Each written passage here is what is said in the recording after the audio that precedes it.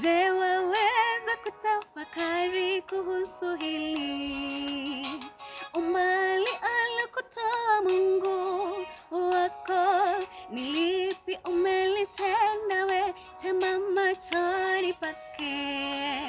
Uweze kupokea haya makuu.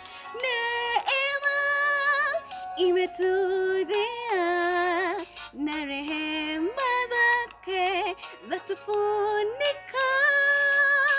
Upendo ule wa agape nitauimba milele zote. Neema imetujia na rehema zake zatufunika. Upendo ule wa agape nitauimba